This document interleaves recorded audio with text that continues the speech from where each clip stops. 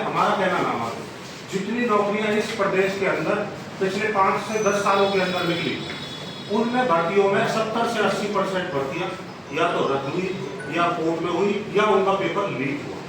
यहाँ पर ना तो कोई भर्ती प्रक्रिया को ना तो पूरे तौर पर सुनिश्चित किया गया कि युवाओं को नौकरी दी जाए, ना किसी भी तरीके की खेलों का। देखो, मुझे बड़ा दुख होता है और मुझे नहीं, आप सभी को भी इस बात को जानकर बड़ा दुख होगा, क्योंकि मुझे ऐसा लगता है कि आप में से 90% या 99% जो पत्रकार और छायाकार बंधु होंगे वो फरीदाबाद से ही आते होंगे। मेरा ये मानना है कि हमारे हरियाणा के अंदर जो मैं मुद्दा लेकर आया हूँ, हरियाणा के अंदर एक, हालांकि वो कंटेक्स्ट में बल्लेवड़ के नहीं है, लेकिन वो मन में टीस है। एक क्रिकेट का स्टेडियम हुआ करता था, राजा नाहर सिंह स्टेडियम। मैं क्रिकेट का खिलाड़ी भी रहा हूँ, हरियाणा प्रदेश का कप्तान रहा हूँ निरंतर।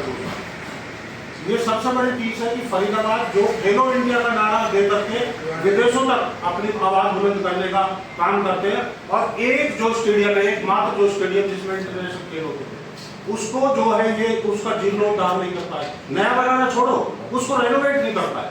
तो ये किस तरीके का मतलब युवाओं के साथ खिलवाड़ हो रहा है। अब आ जाते हैं बल्लभगढ़ पर, कि बल्लभगढ़ की अगर बात करें तो बल्लभगढ़ आज 77 साल आजादी के हो चुके हैं। 77 साल की आजादी के बाद हमें बड़ा दुख है इस बात का कि केवल हम आज भी उन्हीं मुद्दों को लेकर के, जिस समय हमारा देश आजाद हुआ था उस समय नाली के मुद्दे नहीं थे, उस समय ये सीवर के मुद्दे नहीं थे, उस समय सड़कों के मुद्दे नहीं थे, उस समय नहीं थे, आज है। हमें डेवलप होना चाहिए था, हम बैक जा रहे हैं। 1947 से भी हम बैक जा रहे हैं, आप सोच करके देखो।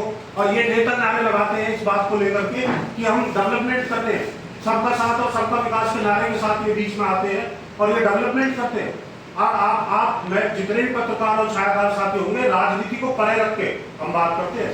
राजनीति एक साइड में, अगर 1947 में सड़क और सीवर का मुद्दा हो तो आप मुझे कोई प्रेस की कोई मुझे कवरेज दिखा दो या अखबार दिखा दो, कोई मुद्दा नहीं था हमारे देश में। ये जो सारा सिस्टम हुआ ये केवल इन नेताओं की वजह से हुआ है, और उन नेताओं में हम अपनी भी गिनती इसलिए करते हैं कि जो आदमी कुर्ता लगा करके और बड़ी गाड़ियां लेकर के अपने खेत बेच करके और कोई भी संसाधन जुटा करके अपने आप को नेता कहने लगते हैं आज के दिनांक में, लेकिन किसी ने भी देश के बारे में सोचा? किसी ने भी सोचा कि 1947 से पहले क्या मुद्दे देश में हुआ करते थे? आप उठा के लेके आओ ना पत्रकार और छायाकार साथियों से। उल्टा मैं आपसे रिक्वेस्ट कर रहा हूँ कि हम देखते हैं एक बार, मैं पढ़ता हूँ।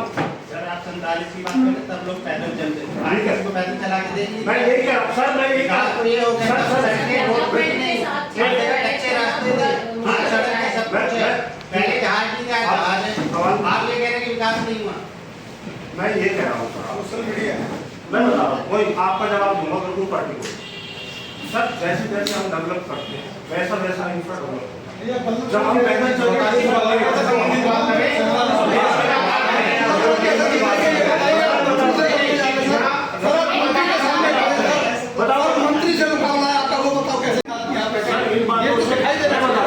इन बातों से ना तो बल्लभगढ़ की जनता को कोई लेना देना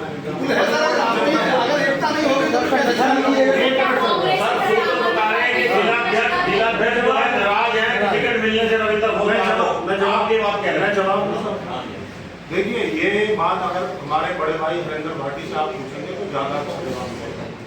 दूसरी बात, अब हम बल्लभगढ़ पे आ जाते हैं। जैसे हमारे पत्रकार साथी ने कहा, ये हमारा पार्टी का आंतरिक मुद्दा है। हो सकता है कि भाई कोई नाराज हो, उसको हम मिलेंगे, हम घुमा लेंगे, मुझे नहीं पता सर। मैं तो कह रहा हूँ, मैं तो आपकी बात को सिरे चढ़ा रहा हूँ, फूल चढ़ा रहा हूँ कि हो सकता है। और हम उनसे के नेतृत्व में चुनाव लड़ा जा रहा है तो जिला तक बहुत जिम्मेदार पद है उनके ऊपर, और उनकी अनुपस्थिति इतनी मेन पॉइंट पर सर मैं